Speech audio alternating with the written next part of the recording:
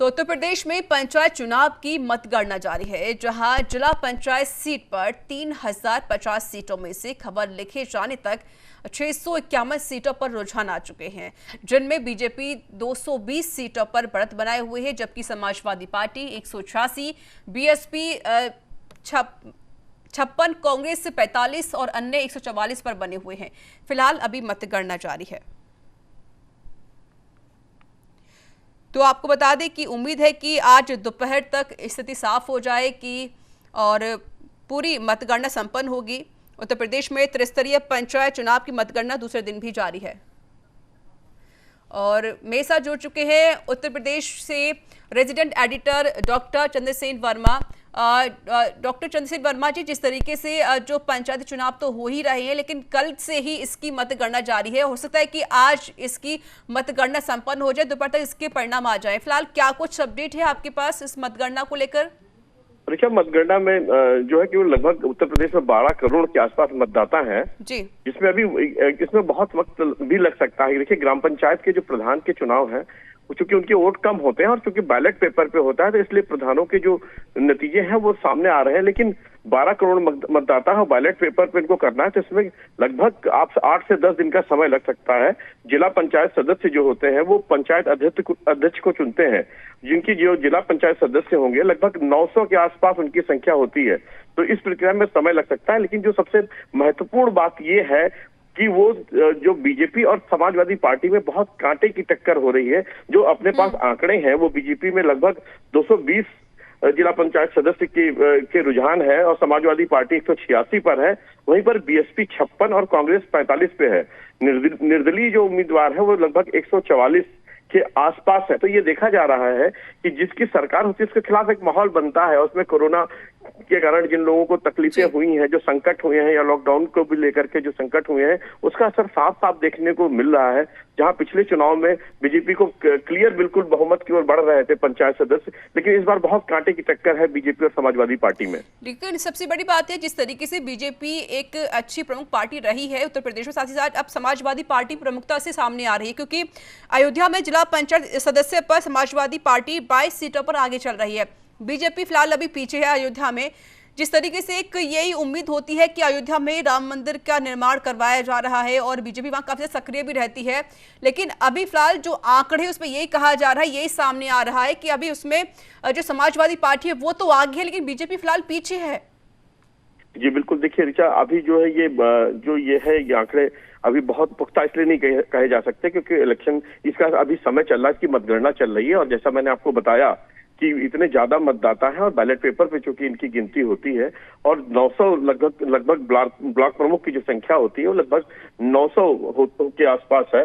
तो इसमें थोड़ा सा वक्त लगेगा, लेकिन जिस तरीके से रुझान आ रहे हैं, जिस हिसाब से हमारे पास आंकड़े आ रहे हैं, उसमें दोनों ही पार्टियों में बहुत कड़ी टक्कर मानी जा रही है।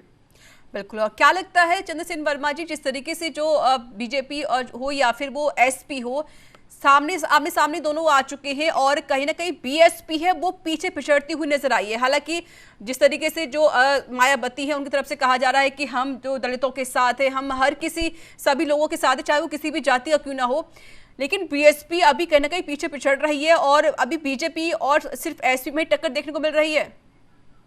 देखिए ऋचा, जो ये ग्राम प्रधान के चुनाव होते हैं ये पार्टी के सिंबल पे नहीं लड़े जाते हैं। ये चुनाव होते हैं, बहुत जितना चुनाव नीचे चला जाता है वो बहुत ज्यादा वो कठिन चुनाव हो जाता है। देखिए, ग्राम प्रधान की अगर हम बात करें तो जो ये प्रतिष्ठा की बात होती है, यहाँ पार्टी सिंबल या पार्टी की आइडियोलॉजी पे नहीं लड़ते। ये व्यक्तिगत जान पहचान के हिसाब से लड़े जाते हैं, पारिवारिक, खानदान और समाज में जो उनका नेटवर्क होता है उस आधार पर लड़े जाते हैं। फिर ये ग्राम प्रधान जो होते हैं वो जो पंचायत सदस्य चुनते हैं, वहां पर पार्टियों की दखल शुरू हो जाती है।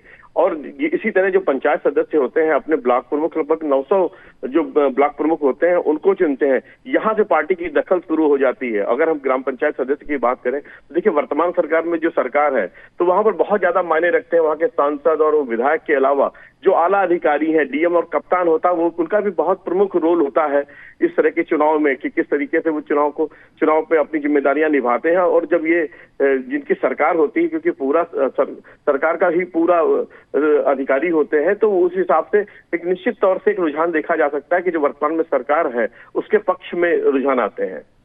बिल्कुल, और साफ तौर पे जिस तरीके से कहा गया था कि कोरोना प्रोटोकॉल का विशेष तौर पर ख्याल रखा जाएगा, लेकिन वो स्थिति यहाँ पर बनती हुई नजर नहीं आई है, क्योंकि बस्ती में खुद लोगों का यहाँ पर हंगामा देखने को मिला है। बस्ती में पुलिस ने लोगों पर लाठियां भाजी है। साथ ही साथ जिस तरीके से गोरखपुर की अगर मैं बात करूं तो गोरखपुर में कर्मचारियों की कमी के चलते 2.5 घंटे यहाँ पर मतगणना प्रभावित रही, यानी कर्मचारी भी पूरे नहीं हुए। और जिस तरीके से जो हंगामा यहाँ देखने को मिल रहा है, चाहे वो बस्ती हो या फिर गोरखपुर हो, जगह जगह से ऐसी खबरें आ रही हैं जहां पर प्रोटोकॉल की पालना नहीं कराई जा रही है, जहां पर लोग मास्क पहनकर नहीं आ रहे हैं या फिर सोशल डिस्टेंसिंग का पालन नहीं कर रहे हैं। ऋचा, बिल्कुल आपने सही कहा। जिस तरीके से अपने उत्तर प्रदेश में 75 जिलों में जो अपने रिपोर्टर हैं उन्होंने जो विजुअल्स भेजे हैं वो चौंकाने वाले हैं, क्योंकि सुप्रीम कोर्ट की साफ साफ निर्देश थे कि जो भी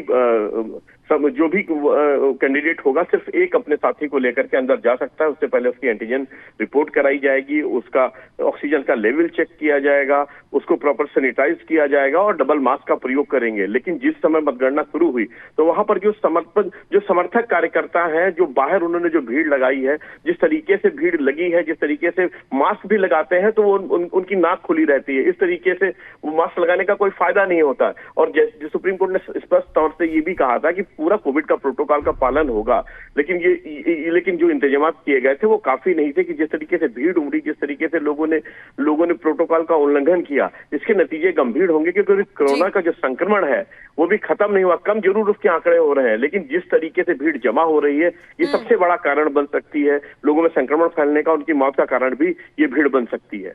बिल्कुल जाहिर है, और इसका विशेष तौर पर ख्याल रखना होगा सरकार को भी। बहुत बहुत शुक्रिया सर हमसे बातचीत करने के लिए, अपनी बात को साझा करने के लिए।